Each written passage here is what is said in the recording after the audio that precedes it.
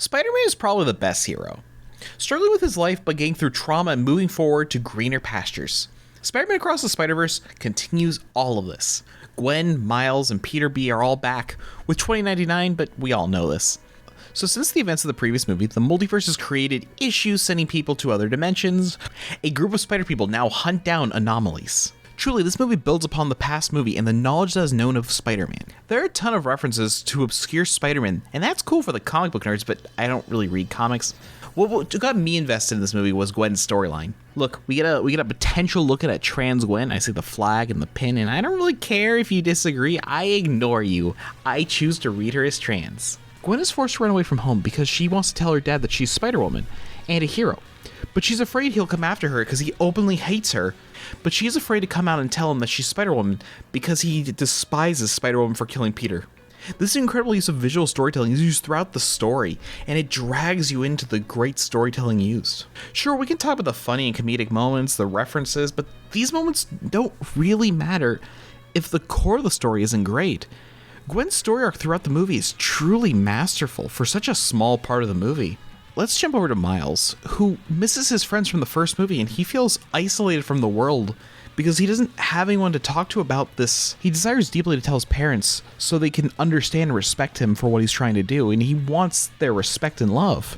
He has their love, but it looks like he always messes up everything and every great opportunity presented to him, and that he's slacking when he is actually trying his best. It's heartbreaking.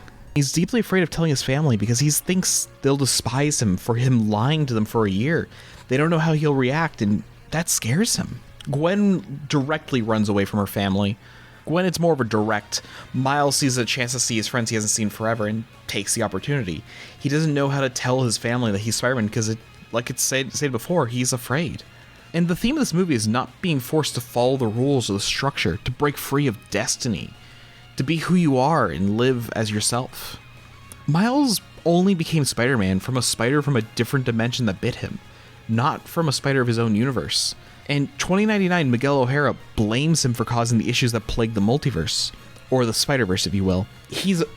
There's these events called canon events, and if they don't happen, it's afraid that the world will be destroyed, as characters won't have these moments. Miles' friends try to protect him from Miguel O'Hara, saying he didn't know that this would cause such damage and destruction.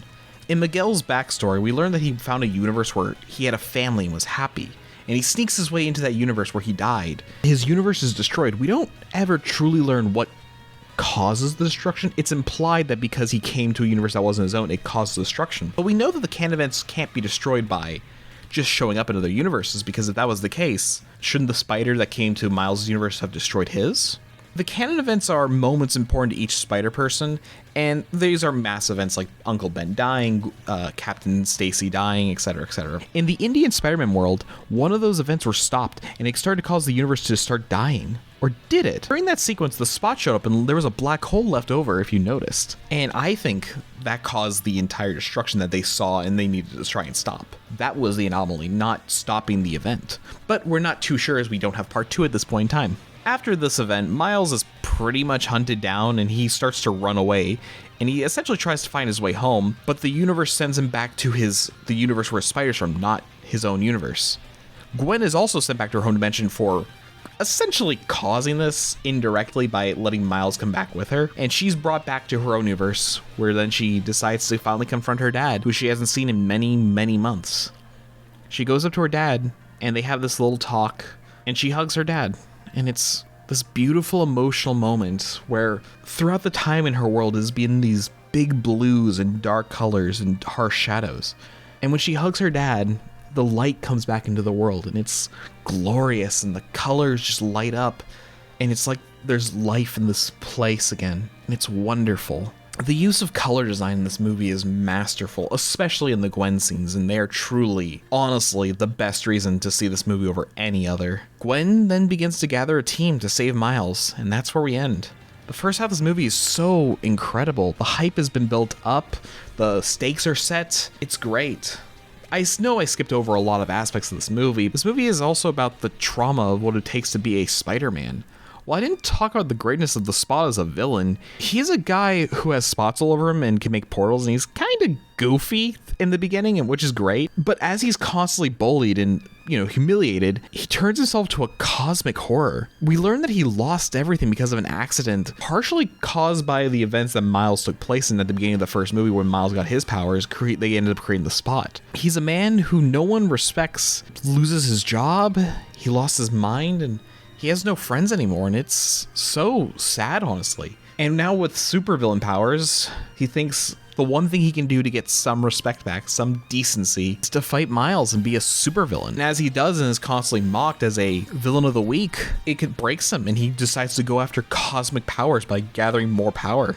And this gives him the power to travel across the Spiderverse, making him become more and more powerful. He causes chaos and growing in the power to make Miles suffer. As someone falls deeper and deeper into darkness, it becomes easier to drag others. But what separates someone like the Spot from Miles and the other spider people is that in the darkness, they pull themselves out, and they continue doing what's right no matter the sacrifice. This is what makes spider people, and seeing that is great. And I'm only calling them spider people because, there's spider women, spider men. I'm sure there's some spider non-binary people.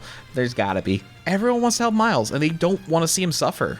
Those that are fighting against Miles mainly do it because they think if they stop Miles, they'll save everyone, which is very Spider-Man. A Spider-Man would always try to save as many people as possible. Spider-Man fails. Spider-Man constantly fails, but what makes Spider-Man Spider-Man is the fact he always gets up. He always tries again. Everyone wants to help Miles. They don't want to see him suffer. While it's said by Miles, we gotta save everyone, and as Penny and Porker said in the first movie, Miles, the hardest thing about this job is you can't always save everybody. Can't save everyone. This is a lonely job.